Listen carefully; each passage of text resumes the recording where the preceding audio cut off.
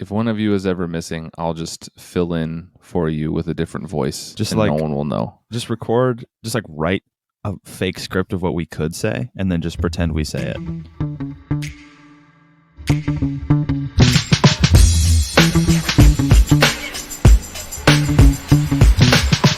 Welcome to Winning Hand, the podcast about Marvel Champions, one card at a time.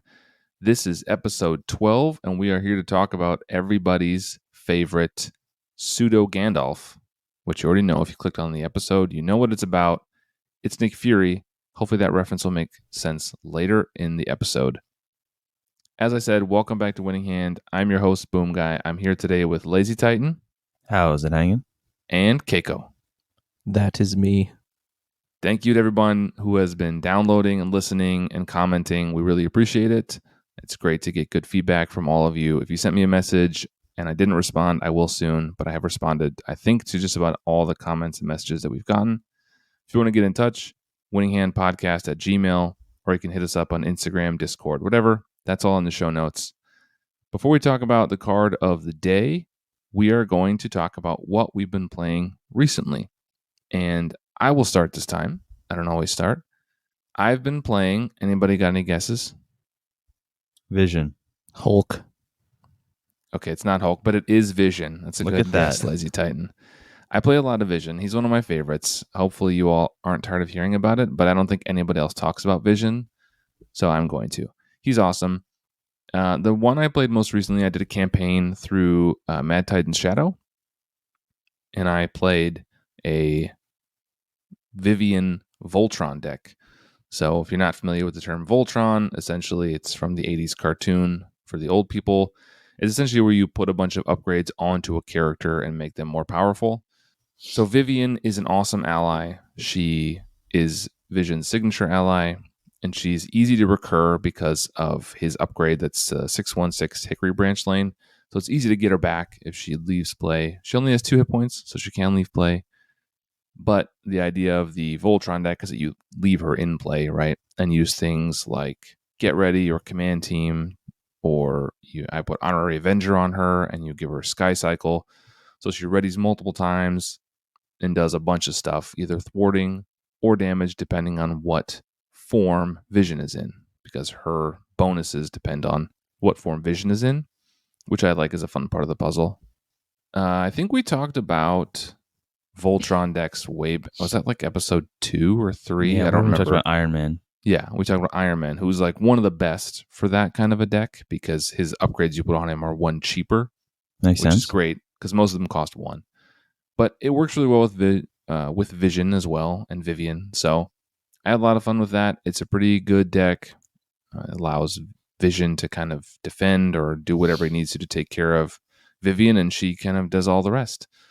So it's not the way I play Vision most often. I think when he was first released, that was a deck build that a lot of people gravitated towards with him, and it's for sure good, but it's not my favorite way to play him, but it was fun. Does it play with their Android traits specifically? Because I know that they all have them, but I've never really seen Android cards. Yeah, I there's don't not see many. any. So there's Machine Man. He's a basic ally. And then there's like Victor Mancha as an ally. There's a few Android cards out there. It doesn't play on it too much other than the fact that you can use the card called Reboot, which allows you to heal 1 from a friendly Android character and ready it for 1 cost. It's a basic card.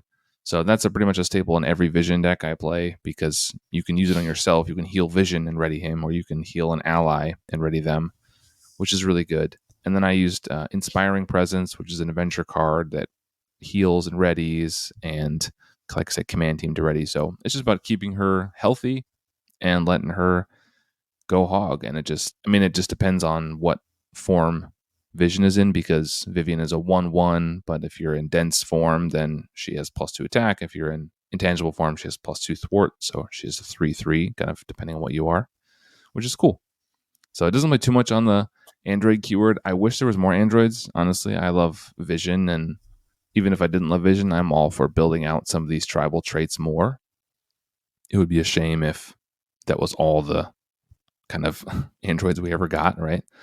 But I'd be down for a Vivian hero pack. You get more champions. Cool. Yeah, because she's a champion, so like that could be Get a build out Vivian champion pack. and I Android. don't really know if any of the other ones are big enough, but I don't know if any of them are big enough to build a But pack around. two But you could heroes put some is more enough cards. to build the tribal identity. We know that from Asgard.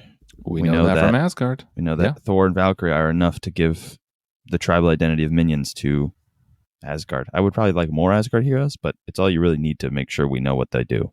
Yeah, as long as you have other cards around it, right? Some events Mhm. that play with it or whatever. So some allies. Yeah. So it's cool. I mean, I talk about Vision all the time. I like Vision. I should probably play something else, but he's awesome. LazyTitan, what have you been playing recently? So recently, I have been playing Ironheart. I don't play Ironheart that often because she is, frankly, one of the best heroes and carries the game by herself. And if you play it with other people, it can often become a game of solitaire while they all wait for you to win the game. When you play, so you have to either play the absolute hardest scenarios or don't play Ironheart. My preferred version of that is just to play the hardest scenarios because I like Ironheart a lot. Ironheart is ridiculous, as I've previously mentioned, and I think part of the reason for that is just the way her kit is set up, because what her main mechanic revolves around getting progress counters. That's her whole thing, is you want to get progress counters because Ironheart the hero has 3 different hero cards. You start out as level 1 and then you go to level 2 and level 3.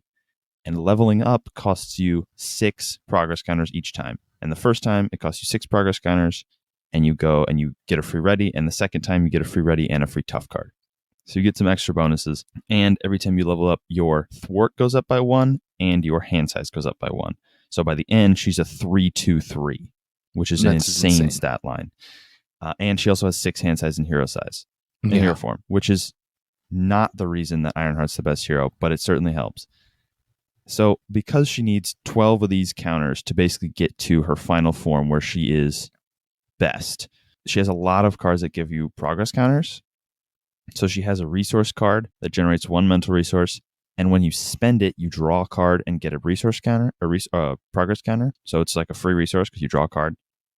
She has her attack event and her thwart event. Both give you a progress counter and give you 2 if you kill a minion or defeat a side scheme, respectively. She has an alter ego support that gives you progress counters. Her alter ego ability gives you progress counters. So there's a lot of ways to get them. And once you have them, you get your 12. You spend your 12 and you get to level 3. But the reason Ironheart is so good is that once you're at level 3, every single progress counter you get beyond that point is 2 damage. Because her final ability is you can spend a progress counter to deal 2 damage to an enemy, which is not an attack, so it gets around retaliate and being stunned. Then once you've reached level 3, by the time you're level 2, you may already have 7 or 8, so you may have like 2 or 3 spare once you're getting to level 3. And once you're at level 3, every time you play an Ironheart card, you just get a free 2 damage. So it starts to rack up really fast, and she already has so many good cards that she can kind of accidentally kill the villain. Like, most of the time you play Ironheart, the play pattern is you play through the first half of the villain, the first stage of the villain. You fight them as normal. You're kind of building up your engine. She also sets up really fast, so that also helps. You build up your engine really fast, and then by the time you flip the villain to stage 2, you have 10 to 12 of those counters, and that's 20 to 24 damage, which means that you've basically already killed the second stage of the villain. So she basically just lets you play a skirmish game without even trying. And you don't even have to play any good aspect cards in her deck. You can basically kill any villain in the game without trying that hard by playing only Ironheart cards, which is very fun because she's really, really good. And she's a very feel-good hero. She sets up really fast. She has really good cheap events that gets you upgrading feels really fun. You get to your final form and it feels really fun, but you're also destroying the villain, which is cool. But like I said, it's not something you can do all the time. Okay, so I have 2 basic issues with Ironheart. The first issue is when she was announced and there was a 3 hero form kind of gimmick, I thought that was really cool. That was something different we hadn't seen before. Unfortunately, by the time you get to the last one, well, first of all, it's too easy to get from one to the other. And then it's also way too powerful when you get to the last one. kind of like Iron Man, another iron suit building hero, right? He starts out really, really weak, weaker than Ironheart is. By a mile. And then it takes a bunch of work, and by the time you get to the end, you're super powerful. Okay, this is a payoff. Ironheart, I feel like it's so fast, you just cut up there, Yeah. and then your stats are insane. You have a permanent 6 hand size, which is crazy. That's my first issue. You don't even need to get to level 3 to be super powerful. You just really No. what you do when you play Ironheart is you just have to get out of level 1 as fast as you can because you have a 4 hand size, which is not So you hard just- to do. No, you just have to get out of level 1 as fast as you possibly can. And then once you're in level 2, you have a 5 hand size. You can just play the game as normal. You're a 2-2-3, better stat line than most people. And then you just like happen upon 6 counters, you go to level 3, and then you win the game. Yeah, maybe if they Yeah. increase the number of progress counters, you have to maybe like 8. you have to use from 8 or 10 maybe like 8 to get from 2 to 3. I think 10 is maybe too many, but 8 I think is fine. And also, I don't think it needs to give you a free ready or a free ready and a tough card when you do it. It doesn't, like when you go to level 3, you get a free ready and a tough card. So you can thwart for 2, ready up, thwart for 3 more, and then have a tough card for your defense. My second issue with Ironheart is the same reason I don't like Doctor Strange. They're both S tier. They're among the most powerful heroes in the game. They might even be 1 and 2. If not 1 and 2, they're 1 and 3. But I talk all the time about how the biggest thing I like when I'm playing the game is decisions. I want to get to a place in the game where I have a hand of cards and I have to make a decision. What's the best thing to play right now? What does the board look like? What are my teammates doing? What's happening with the villain? What's my board state look like? When you're playing Ironheart, just like when you're playing Doctor Strange, the best thing to do is always obvious. And like with Strange, right? We haven't talked about Doctor Strange yet, but everyone's talked him to death in the community. It's always best to play your invocation deck. That's it. That's the answer. Yeah, because You look Doctor at the Strange's board- invocation deck is the 5 It of is. the best cards ever printed. 4 of the best cards ever printed. But if you look at, right, you look at what the villain's doing, you look at your teammates, you look at your board, the answer, no matter what any of those look like, is always just play more invocation cards. Yep, every Okay. time. And it's the same thing with Ironheart, right? It doesn't matter what aspect you put Ironheart in, because Nope. the best answer is always to get whatever gives you progress counters. Because And the you can- return on damage is so insane. You can enhance her power with some aspect cards, but you Yeah. truly don't need to. You could pick No. 25 random cards and it would probably still work because Ironheart is that good.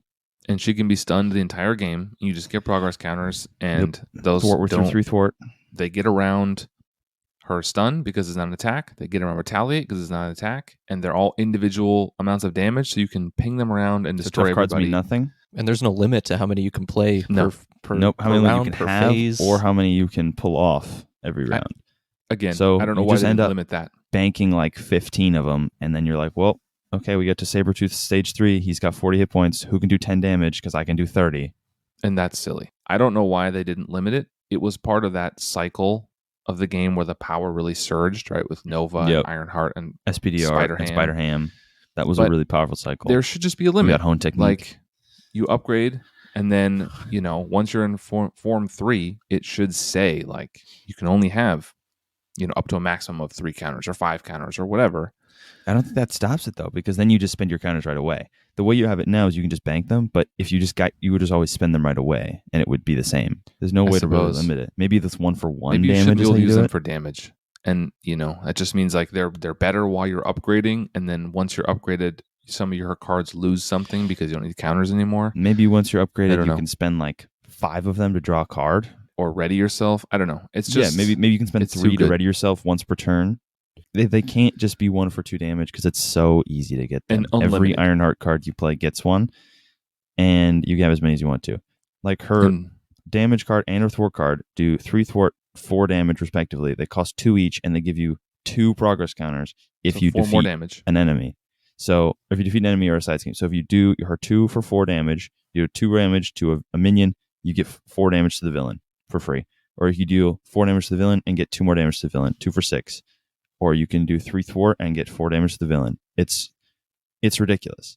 I mean, Plus, one of the she core, has the best stat line in the game. one She's of a the core 3-2-3. principles of the game is that there's limits on things. Yep. Almost And- nothing is unlimited, And right? as soon as you break those limits, you get that's where you get the best heroes. That's where you get Strange. That's where you get Rocket. That's where you get Unleash Nova Force, and that's where you get Ironheart. Those are And we some of the talked about best Rocket. heroes in the game, and all of them have the crucially their abilities are not limited. Unleash Nova Force isn't limited. Nova's ability isn't limited. Ironheart, not limited. Strange, not limited. Rocket, not limited. All of them are insane. That's one of the core reasons the game is the way it is because everything has to be stopped so you can't do things like Ironheart. But here we are. Okay, enough about what LazyTitan played. Keiko, what did you play recently? So interestingly enough, I've also been playing Ironheart recently. Look at that.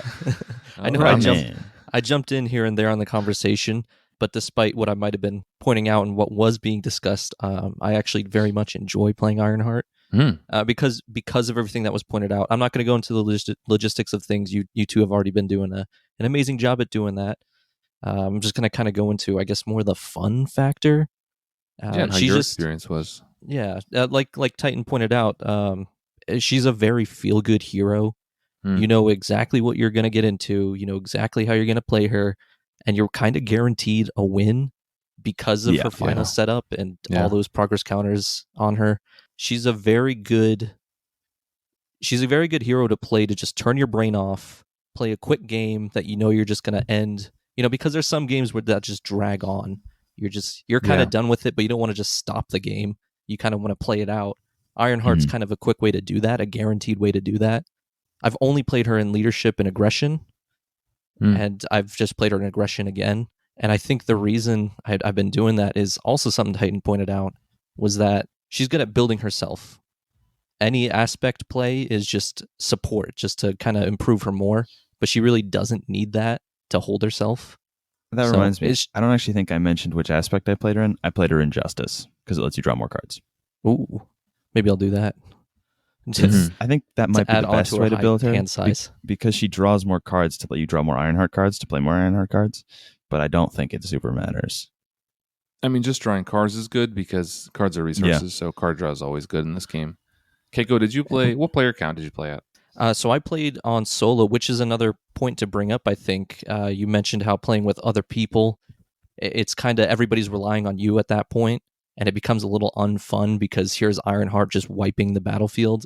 So I think because of that, she's more of a solo play, or again, just a quick multiplayer game. Like you only got like 30 minutes to play a game. Hey, let's just make it quick with Ironheart. But or if you want to play like as high powered as you can. Yeah. And to me, I think there still is that build up, that setup that makes it fun enough. You know, because no matter what villain you're playing, even if it's the same villain you've been playing, there's always going to be a slightly different draw pool just based on how you shuffle your deck. And same thing with your own draw pool. So it's different enough to get up to that high point where you're just playing God mode.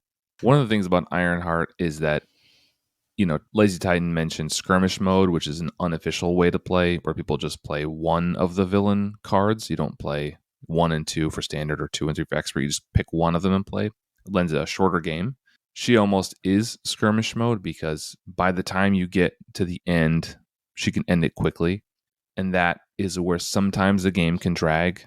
In Marvel Champions, there isn't a lot of ways that the villain or the encounter deck can gain tempo back from the players. Once the players are built up, once your upgrades are out, once your research generators are on the table, there's very few ways the game can really seize that tempo back, and you end up getting to the point where it's kind of a foregone conclusion, right? You're going to win the game.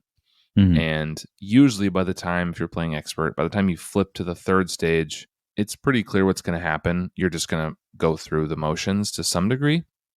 Now, I still have fun with that, obviously. But there can be times where I'm playing and it's already been kind of a long game. Some of the villains take longer, Loki and Thanos. It's just like we've already been playing for an hour, and it's just going to take a while. We're not going to lose, almost certainly, right? Yeah. Because we're all set up, but it's just going to 100 damage is just a long time. So Ironheart can really help negate some of that. Yeah, Ironheart can turn that 100 damage into maybe 50. And I've never actually played Ironheart because I've seen her play it at the table so many times. I remember last year, the first Con of Heroes, I think. She was released that day. The day, yeah. her and Nova released that day, so it was very popular. I saw her played a ton, and she immediately did not appeal to me because I'm not drawn to the high power heroes anyway. I'm kind of drawn to the mid power heroes, but just the simple nature of the decision making kind of killed it for me. So I've actually never played her. I don't see her coming out of the box anytime soon, to be honest. But she immediately appealed to me for, I think, maybe the opposite reasons.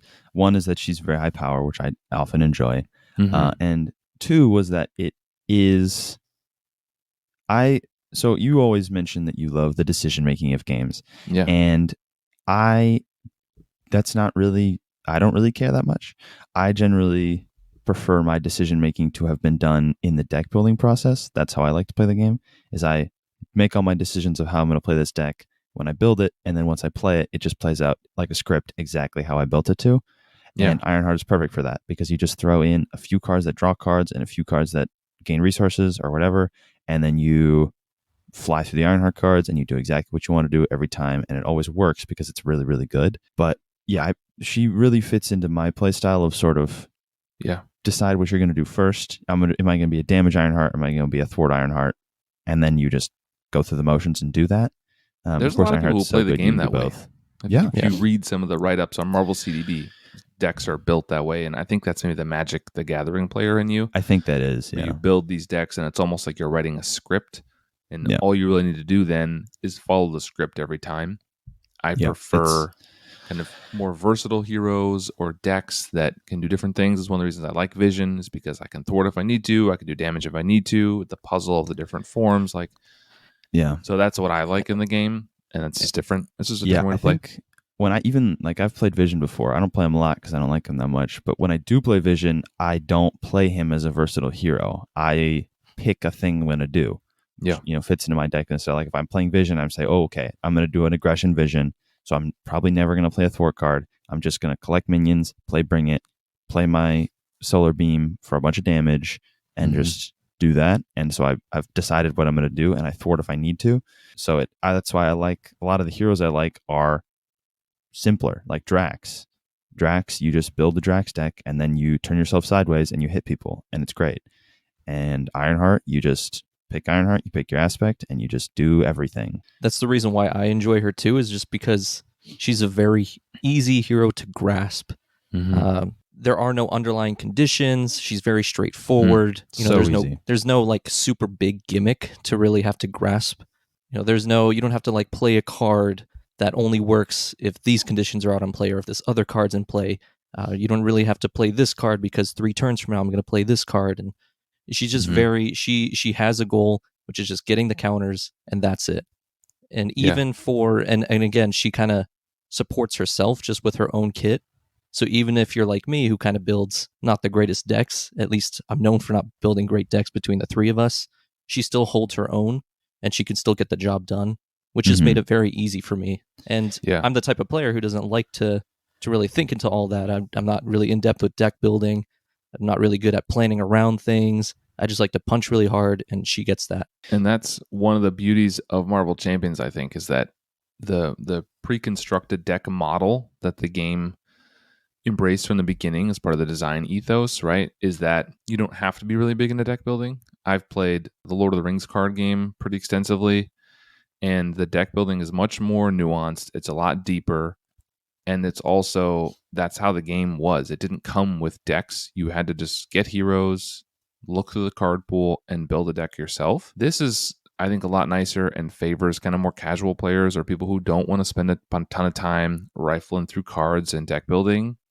They just want to rip open the shrink, put some sleeves on, maybe, hopefully, and then get right to it. And I think that's really great. So if that's how you enjoy the game, and precons are often the way that you play, it seems like you do play quite a few precons. Like, that's great. Yeah, I think that's part of the interesting part of this game, and it adds to it. It makes it much easier to get in as a casual player, but it also, I think, can take away from, because if you play I've also played the Lord of the Rings card game, and it is so hard to build a deck. It's very complicated. A lot of cards, but it's also, you can get it gets a little more rewarding once you do build a deck, because your synergies are even more in depth. But it almost isn't worth it. It's so many cards to remember and know. It's a great game, but it's just deeper. It's And just I deeper. feel like this card game is much more approachable. And, getting into the game now, almost 4 years into the cycle, like if you bought in and there weren't precons, I don't even know where you would start. And that would limit how many people have access to the game at this point, because you would buy, Rogue and Gambit just came out. You would buy them. Rogue is incredibly complicated. So complicated. I still haven't played Rogue because I just haven't had an opportunity, but it's very complicated. And then I can imagine that's your first entrance to the game right beside the core set. You have Rogue, and then you have to somehow find 40 or 50 cards to put into this, and that would be very difficult. So the fact that they all come with hero identity specific cards, and then precons you can just play. The precons are often not great. Some of them are very bad, famously, but it's a way to just start playing the game. Yeah, and I also think part of the beauty of Marvel Champions is that it can just the way the cards are designed and the way the system works is it can support both playstyles. It can support Boom Guy's playstyle of pick all your cards and then decide in the moment. Decide, okay, we need thwart, we need damage. Build your deck to do both. See what you need, and it supports my playstyle of build my deck, I'm going to do damage, and then we get into the game, and lo and behold, I do a lot of damage because all my cards do damage, and I don't do anything else. Yeah. That's how I play the game, and it tends to be more synergistic, but obviously less variable, because if I'm playing my Drax aggression deck, I'm not going to be doing a lot of thwart because I didn't put any thwart cards in there, and that's not what Drax does. It's often less flexible. I've played with you It's quite less a bit, flexible. and there's a lot of times where it's just like, I have damage. Somebody better thwart because I don't have that. Speaking of versatility, today's card, as you know if you click the link, is Nick Fury. Nick Fury is very versatile. He can do any one of three things when he enters play, and we're going to talk about him today. Nick Fury is a core set card. He's a 4-cost ally. He only has one name. Doesn't have a hero name and an alter ego name. He's a 2 thwart, 2 attack, 1 consequential for each, 3 hit points. He is traded as a shield and a spy, and he has a forced response. After Nick Fury enters play, choose 1, remove 2 threat from a scheme, draw 3 cards, or deal 4 damage to an enemy. At the end of the round, if Nick Fury is still in play, discard him. He can also be spent as a mental resource.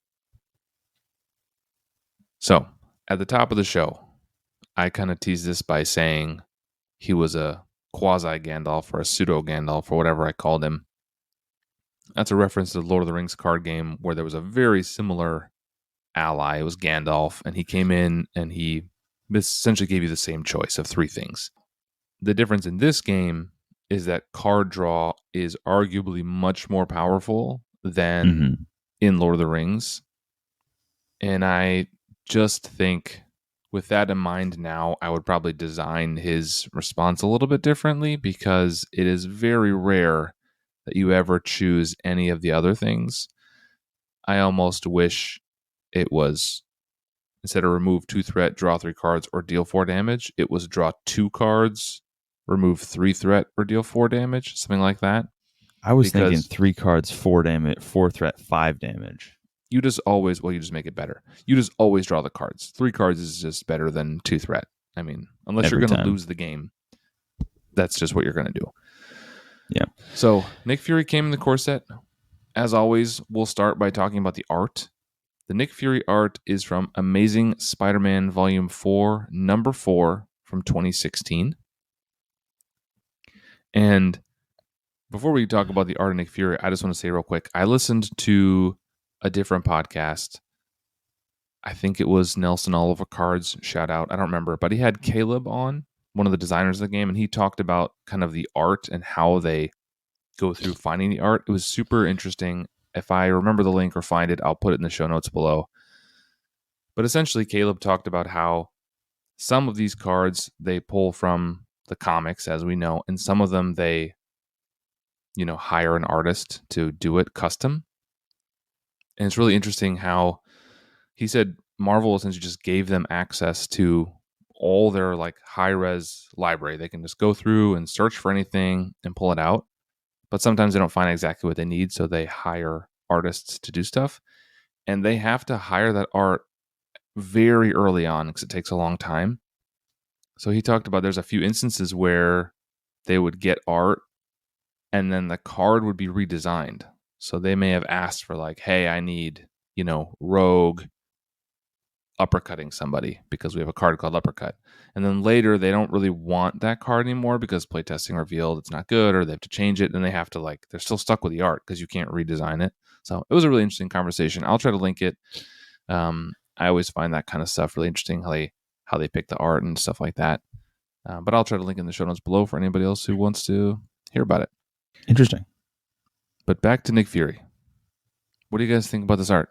So I'm only now noticing that he's standing in the middle of what seems to be like a projection of the world map. I thought it was like a disintegrating force field around him, at glance. I But now that I'm actually thought the focusing on same it- thing. Now that I look at it, it is I a never planet. saw that. I always saw the I map. thought it was a force field or something, or a No, smoke or something. it's North America and South America on his side. Well, yeah. I see that Wow, now. Thanks. Now A that little you late. say force field, I can see it. Weird. Yeah, that's what I thought it was like a disintegrating force field. So for everybody who can't see the thumbnail for whatever reason, you're just listening on the car ride. It's just Nick Fury standing there, power pose, hands behind his back. And he's just standing in the middle of this projection, this hologram of the world map. That's really it. But yeah, for real, it's like I thought it was just a force bluish, field. kind of whitish blue highlights, and it looked like, I thought it was the same thing. I thought it was a force field kind of disintegrating, or he was appearing somehow, and I don't know. Yeah. So I think now that I see the map, maybe it makes more sense because he's like the big planner, right? And he's thinking about it. I can Of see why they course, picked this one. I don't really like the composition of it. Like aside from detail, it's a nice detailed art, beautifully rendered. But I don't like how small he is in it. Yeah. I wish it was a little more focused on him. I agree. But I don't hate it. I don't love it either. I think I'm kind of just ambivalent on it. It looks fine. It's Nick Fury. It looks, like Samuel L. Jackson, which It does. It does. quick tangent. I don't know if you guys knew this, but I don't know if this is true, but I heard they were talking about, I was listening to some other podcast or something, and they were talking about it. And apparently, again, I don't know if this is confirmed, but when Marvel switched, like during the Ultimate run, I don't know, maybe 20 years ago, Nick Fury used to be white. Yep. And then they kind of redesigned him and he became what he is now. Apparently, they modeled his looks on Samuel L. Jackson at the time, and they reached out to him to see if that was okay. And he said, yeah, that's fine. But if there's ever a movie, like, I want to play this character then. And they said, yeah, whatever. In the late 90s or early 2000s or whatever. And then lo and behold, however many years later, he's Samuel L. Jackson. So I don't even know if that's true, but there you early go. 2000s, it would have been like less than 10 years later for Iron Man, where he shows up in the end credits. Yeah, Iron Man 2008. Yeah, so it was. That's he a got his story dream. I've heard. I don't know if it's true, but it's kind of a cool idea. It looks exactly like him, so it makes sense. Yeah, I was going to say that. I was going to comment on how it looks exactly like Sam Jackson, like how we were talking about in the Iron Man episode. We were talking about how Iron Man in the Everybody's comics modeled. looks like RDJ now. Yeah. Yep. I was But I think going it to was say that he backwards. looks like Nick Fury, but I think, like you said, if that's true, then it was backwards. It looked like Samuel L. Jackson. Because it wanted to look like Samuel L. Jackson rather than because he was such an icon. Exactly. I don't know if there's much more to say about that. I think we can. Yeah, it gets move the on. job or gets it across. I mean, it's I Nick wish Fury. the composition was different, but we know Nick Fury. We know what he's doing. It's very speaking of his character, so it works. In terms of the power of this card, he is a 2/2, which for an ally is quite good, and only one consequential each. So again, that's very good. 3 hit points is good. It doesn't super matter because of his force response, but I guess if you command team him or something, it could matter. Yeah.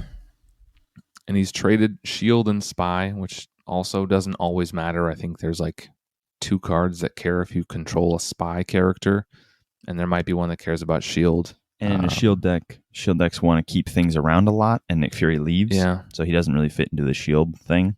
No, but the power really comes in his force response, which is insane. Drawing 3 cards is really good. Now he costs 4. Yeah. So you are to be fair, going you get to down spend in almost your whole cards. hand. Yeah, you aren't gaining advantage from this. You're just being able to cycle cards. But that, I think, is where Well, the you're losing strength... cards, really. You were losing Right. cards, but that, I think, Yeah. is where the strength of Nick Fury lies. Because, well, obviously, if you can reduce his cost in any way, or if you Sure. can cheat him out with, what's it called? If you can defend with him and use rapid response, you get a free 3 cards, and that can increase your hand size quite a lot. But the real power of Nick Fury is the smaller your deck is, the more you can see your cards. So 40 card decks are generally designed to play, because 40 card decks means you're playing like 3 copies of like probably 5, 7 cards. So you're really just trying to play the same cards a lot. And Nick Fury is just a way to play down. He's a worthwhile play. He's a 2/2. He does some thwart and then defends. And then you get to draw into your cards again. So if you're playing I guess a protection deck is a bad example for white, because you probably don't play Nick Fury in that deck. But in a protection deck, like a Flow Like Water style deck, you generally want to have a high density of cheap defense events to play to trigger that. And then you want to have a couple upgrades that work with that. And so if you wanted to find more of the defense events, you have your hand of 4 cards. You don't really need any of the cards. So you pitch, or 5 cards, you pitch 4 of them, play Nick Fury, and then you draw up and you have 3 new cards that you can play. And that's where his real strength is, because you're not gaining advantage. You're not getting anywhere by playing Nick Fury. Your hand is going down in size, but you can find cards that you want to see more often, faster, and get through your deck faster. And just do more things, right? Like you play Nick Fury, he thwarts for 2 or attacks for 2, draws you 3 cards. You can probably play another card, hopefully, right? So he is letting you do more things. But like you said, he's letting you search your deck or cycle your deck. Not really search your deck. He allows you to cycle your deck to see more of your cards. He's, I think he's really good. The power is really strong. Drawing 3 cards is pretty insane. There's not many things that let you draw 3 cards. Except for Strange's Invocation. One way or another draws you how many cards? 3, right? 3, but you have to get a one side way or scheme. another draws you 3 cards. Moon Girl could potentially draw you 3 cards if you spend 3 mental resources, so you're often not gaining kind resources. Yeah, Moon Girl is sort of like a new age Nick Fury if you're a champion or a genius. Yeah, and requires mental resources. Just a little bit of more workaround. But yeah, I think Nick Fury's good. He costs 4. I think the cost is fair. I think the hit points are fine. The 2/2 is great. So again, he usually thwarts because that's more valuable than attacking, and then also defends and draws you 3 cards. That's just really good. And he always defends because you're going to discard him anyway. So you might as well. I think it would be different if it was at the end of the phase that he discarded, right? Like if before the villain phase he left, that would make him less powerful, but he'd still be good. Yeah, I think we talked about his similarities to Gandalf, and just to bring it back to that a little bit, because there is a little bit of difference in how the games play. Because when you, in Lord of the Rings, when you play cards, you play all your cards, and then all the different phases of the turn happen. So, and Gandalf in that game has really, really high stats. He's got great stats in everything. He's got a ton of hit points. He's got a lot of attacks. He's got a lot of defense, and he's got a lot of questing, which is basically sort of like thwart. But he comes down, and you don't ready him before you use him, so you can only use him for one of those things. So when you play Gandalf, you have to really think about what you want him to do when you play him and what you want him to do with his abilities, because they're all good. But when you play Nick Fury, you get to have your cake and eat it too, sort of. You get to play him, draw your 3 cards, thwart with him, and then he readies up, and then you can defend with him. So you get to have all of that. Yeah. Which is sort of, it's an interesting difference, and also I think is the reason why his stats aren't as insane as Gandalf's, because you do get to use all of them. Well, I don't want to talk too much about Lord of the Rings. This is not a Lord of the Rings podcast, but generally Gandalf, when I play him or I see him played, the damage is much more valuable in Lord of the Rings. Enemies are tougher, it's harder to kill them. It's harder to get that much damage. So generally, I think he does 4 or 5 damage. Generally, that's what you use. And that's very valuable. But the card draw is not as good because you just have a hand of cards and you spend resources. Anyway, we don't need to get into that game. Nick Fury, I think the power of him is appropriate. He's very good. But the cost is appropriate. It doesn't feel overpowered. He doesn't feel underpowered. I think he's quite good. Keiko? It's kind of hard to say because someone like me who plays the way that I do, 4 cost seems high. I mean, of course, there's resource generators that can be put into play as setup, but there might be other cards in your hand or in your deck that you would rather play compared to Nick Fury being in your hand. I don't know. I'm trying to think of a way to kind of construct that, because based on what you guys are saying, like he's got a lot of usage, but I might have other cards in my hand that I would rather play compared to Nick Fury. Yeah. Only if I had resource specific cards, or I just had cards I wanted to throw away anyway, like I'd throw Nick Fury in personally. But Yeah. Well, I I think think that 4 cost makes it a little much for me. It's balanced. It's kind of a hard argument for me to make, but to me, that's kind of like I'd rather use that for something else. 4 is hard to spend on any ally, right? Mm-hmm. Especially And when I it goes think away. Yeah. if you take away the double resources and the resource generators, just assume you have 4 normal cards in your hand and Nick, it's your whole hand. And So you draw 3 new this cards. is your entire play, right? And you draw 3 cards. You don't know what you're going to get. You might get 3 things that cost 3 and you can't play any of them. I don't know. But he comes in, he defends for 2 and blocks and draws you 3 cards. So worst case, I feel like you're probably going to be able to play one of your cards you draw. I don't know. And cycles. So if you don't want them, you can pitch them and see different cards in your hand. Mm-hmm. Yes. I think he's really good. You can use things like Government Liaison, and things like Sky Destroyer can trigger when he comes in and deal more damage. I don't know. Like, if you build a whole shield deck, obviously I think he's a pretty auto include. But I include him in other stuff too. I include him in a lot of Wasp decks because he has a mental resource and can be recurred. Like, he can just be shuffled in and you can keep bringing Nick Fury out a lot, which is great. Ultimately, though, looking at this, 9 times out of 10, you're drawing 3 cards. One of those times out of 10, you're dealing damage, right? Because 6 damage is nice if you really just need to give that big old punch. But yeah, I don't think anybody's ever choosing remove 2 threat from a scheme. No. It's really the only time where it's like you're at the end, the villain only has like 15 health left, and it's like, well, you can just get 6 damage out of Nick. I think I've done that before, but I think I was I think I had the damage in hand or someone else did. I think I was mostly just memeing to pick the damage. Like, I could have picked 3 out, but I think I've played him before for the damage, just to like kill the villain because card draw is could. just so valuable. I just think he should have probably been 2 cards, 3 threat, 4 damage maybe. I don't know. Just to kind of make it more of a choice. Then. 3 threat and 4 damage is still not enough. Maybe then he'd be 3 cost. Yeah, I don't know. 3 cards is a lot, but he's good. I think the power is appropriate, and I don't put him in every deck. I think early on in the game I played him a lot. Him and Mockingbird were allies I played in almost every deck. What do you guys think about the theme of this? I think it fits. I think it's a good theme. I think it's from his art we get that he's sort of the schemer. He's planning. And we know that about Nick Fury. He's got plans for plans. Yeah. He's got everything planned out. He knows all the contingencies. But he also, and in the game, that means he comes in, he gets you whatever you need, a little bit of thwart, some cards, or maybe some damage. He's got his decent stats. He defends for you, and then he leaves. Whether he gets annihilated by Thanos after he jumps in front of a punch for you, or if he just throws himself back in his Jeep and drives away, he leaves at the end of the round because he's Nick Fury. He's not a superhero. He just comes in, he helps you out, and then he goes and helps somebody else out. He goes and does some other thing across the world, which I think it fits. He's not cheap. Like, Nick Fury's really powerful, so he comes in, he does a lot, but then he just is out. Thematically, he's like that support. Is he radioing in an attack? Is he sending you an airdrop? It really, that's what that seems like to me. Is you're choosing between which support you're calling in. And then himself, I guess, has his own weaponry because 2 attack is pretty high, 2 thwart. Yeah. I don't think the tribal identity is super well developed for S.H.I.E.L.D. yet, but one of the things it kind of has is versatility, where you can use different things for different things, right? You can give Helicarrier to somebody else. Sky Destroyer can deal damage. You can do whatever. Like, I think there's a lot of versatility. Like, Global Logistics can exhaust a shield card, do something different. They exhaust which is kind of cool. Do something. Yeah. And this, I think, fits that, right? Like, he comes in and it's supposed to be whatever you need in the moment. He's got you. I just think one of those 3 options is just so much better that you end up always choosing it. Yeah, you always need 3 card draw in the moment, so that's what you always pick. Yeah.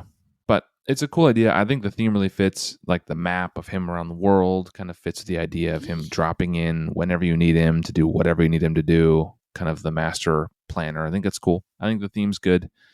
And then what about the fun? How fun is Nick Fury?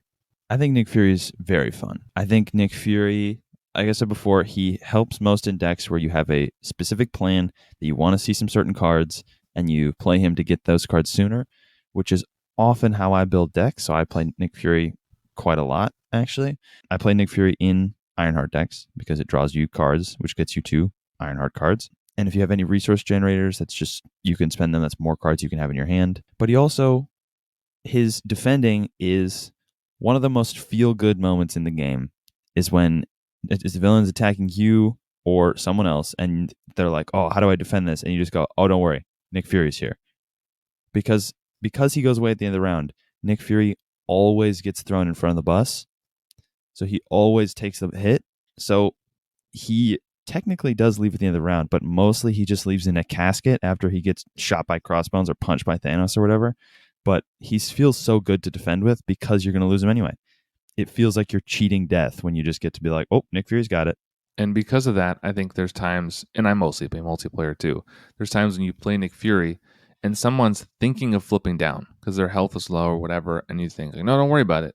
Nick's out there. So, like, you can stay up. It's like, oh, yeah, that's fine. Nick will just take this attack for you. So, yeah, it's really helpful.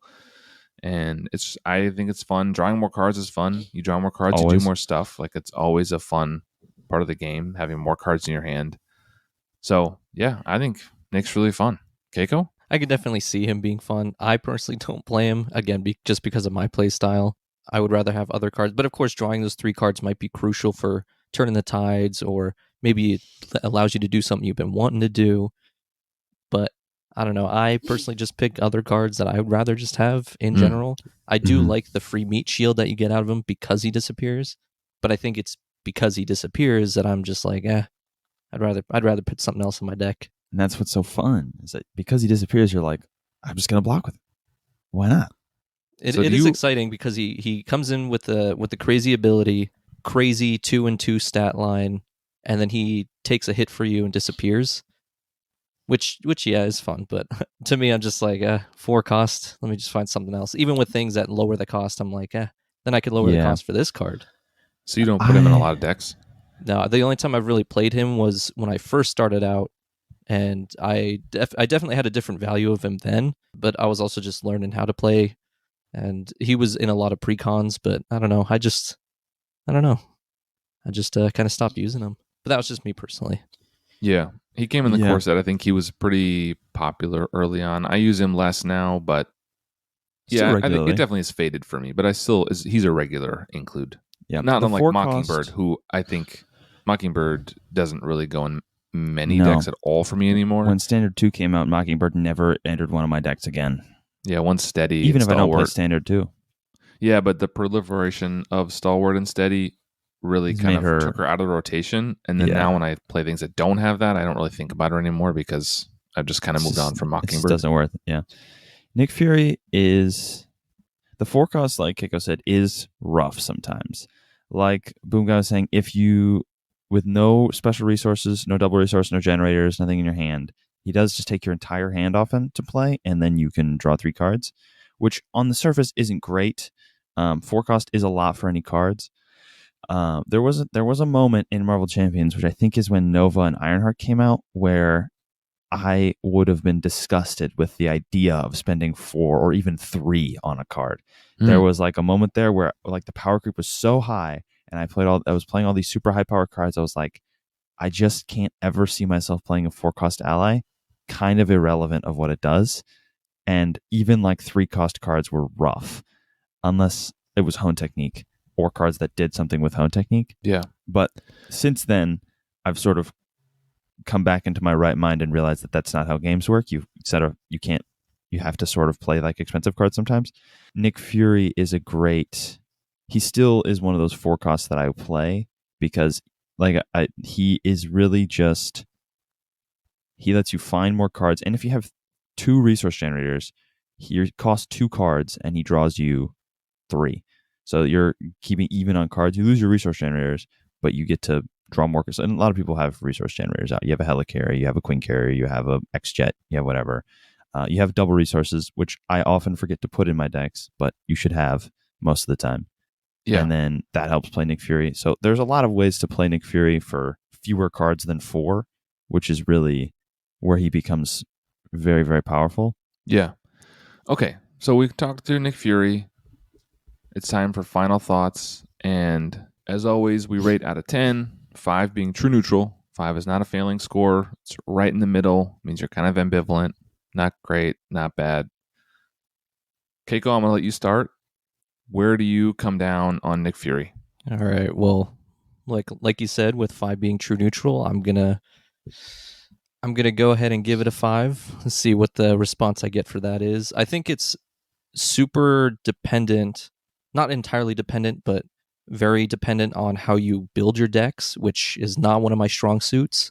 When playing with you two in particular, you guys are usually always trying to look for a card in your deck, trying to work for that card, or you already or whatever's in your hand.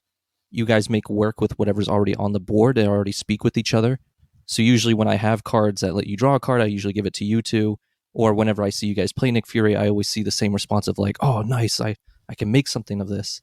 Whereas for me, I kind of play cards that do something in that moment. Like, "Oh, nice! I got this card that does an extra like 4 damage." So it doesn't really have much use for me specifically, me personally. So for me, I'd give it just a true neutral 5. It really just depends to me on how you build your deck. Titan, want to give us a score next? Yeah, I agree with Keiko that it is dependent on how you build your decks. The way you build your deck very much impacts whether you want Nick Fury or not. That said, 5 being true neutral, I will give him a 7.5. I think Nick Fury is the king of consistency. He always does the same thing. You always get what you want out of him. I've never played Nick Fury and been disappointed that I played Nick Fury, except for maybe sometimes where I forgot to look around the table and everybody flipped down, and then or like the villain's stunned and we're just like Nick Fury just doesn't get to defend. That feels a little bad. But as long as you just like pay attention to what's happening in the game, that shouldn't happen to you. So he's the king of consistency. He gets you what you need. He does the same thing. He helps you out in every aspect of your turn. He's great. Well, for me, Nick Fury, I think he is. I'm going to come in between you guys. I'm going to give him 6.5 in that range. I think Nick Fury early in the game was an auto include. He was one of the allies I put in every time. But the ally pool's expanded. There are just better allies that I think are more situational. I think Nick is really versatile because it gives you more cards, which just means you can do more stuff. He also thwarts for 2 and defends. Like he's just really all around good, but 4 is a lot to spend on an ally. There are certain builds that I'll include him all the time. If I'm building a shield deck or anything that has any kind of shield synergy, he's a good one to include. If I'm building, like I said, Wasp, because of his mental resource being cycled through, I put him in a lot of those. So you could put him in a deck that requires mental resources and a hone technique build, something like that. So I think I'm going to give him I'll give him a 6.5, come down on the more favorable side. I think he's good. He doesn't get put in as much as he used to, but I never hate seeing Nick. I love when somebody else plays Nick and I can get a free defense out of it. I could see both of you. I can see, Keiko, what you're talking about. And I think the fact that you play a lot of precons and he hasn't come in a precon since the start, I think. He came in the core set, and looking up on Marvel CDB, he came in Black Widow. So he hasn't come in a pack since then. I could see why you just aren't as exposed to him. I think people joining the game later in the cycle just have a different view of some of those core set cards, maybe. Yeah, that's what it seems like. Yeah. So I think I still like Nick, and he's situational for me, but he definitely does still make it into my decks. And so he's fun. Like you said, he's fun when somebody else plays him to me, because he can give you a huge buff for you or just the players in general, the same way the villain does. Because you could pin the villain down, but then it's the villain's turn, and now he's got 5 minions out, and he's got his tough card. And I kind of feel like Nick kind of gives the players that same kind of opportunity. Yeah. But I can't really make it work myself, so it's exciting when I see somebody else do it, and now I see them build up and be able to defend for the rest of us or carry for the rest of us. But yeah, the way I like to play it is I like to have my lineup of allies. I like to have my resource generators and have my upgrade and supports, where my resource generators are used for events. But with Nick just kind of jumping in, high cost, and then discards, I'm just like, I'd rather get something else out there. Which I'm honestly surprised to hear, because I've played quite a bit with you, and you generally favor more higher cost decks. Your cost curve of your decks tends to be a lot higher than mine is. I see you putting out a lot of expensive cards, so I'm surprised to hear you say Nick is too expensive. Well, the thing about that is because Nick disappears. A lot of my high cost cards are for my setup. A lot of the resource generators are high cost, but once they're out there, they're out there. I do have some high cost allies, but once they're out there, they can stay out there. Like I have the choice to use them as a meat shield, Or you can keep them but alive. Yeah. exactly, yeah. And then by the time they need to be used or they get discarded, I've saved up enough to put out another ally out there. But Nick is kind of an event disguised as an ally to me. Yeah. That's fair. Also, I just as another thing I will say, Keiko does. I have seen that you prefer higher cost cards, and drawing 3 cards is less useful the higher cost your deck is. That's So Also, if good point. we go by the example where I have to spend my entire hand to play Nick Fury, I draw 3 cards. If my average cost is 3, I can't play any of those cards without a Yeah. resource generator. If my average cost is 2, I can play those cards. And if my average cost is 1 and I have like a lot of cheap events, like I'm playing Black Panther or something, and I also have a resource generator of some kind, I can play 2 of those cards. Maybe I draw 2 Wakanda Forevers and I have a resource generator, I can play both of them. Like it's He's also not a card I put into a lot of event heavy protection decks because Yeah. drawing more defense events doesn't help me. So, Yeah. He's So just working those. he sort of is like almost a paradox in himself where he's the high cost card for a low cost deck.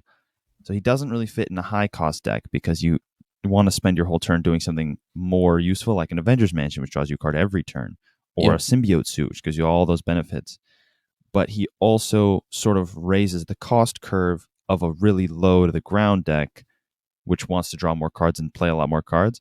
So he's kind of a strange match for everything. Where like if I'm playing like, I don't know, like a Rocket Aggression deck and I really want to be blasting out a lot of cards a turn, or Ironheart, I want to be playing a lot of cards a turn, you want to do all that. But then you kind of want to include Nick Fury because he costs a lot, but he gets you more of your cheap stuff. So he's a very interesting exercise in deck building as to where he fits in because of his high cost but good upside, but it doesn't fit for every deck. It's a very interesting card. I think that kind of wraps up our final thoughts on Nick Fury. Hopefully you enjoyed the episode. If you did, please get in touch. Let us know if you like what you hear, if you don't like what you hear, if you have suggestions for cards you'd like us to talk about, please let us know. We're always looking for new ideas. There's obviously a huge card pool, so let us know. Thanks for joining us. Bye, Ribbit. everybody.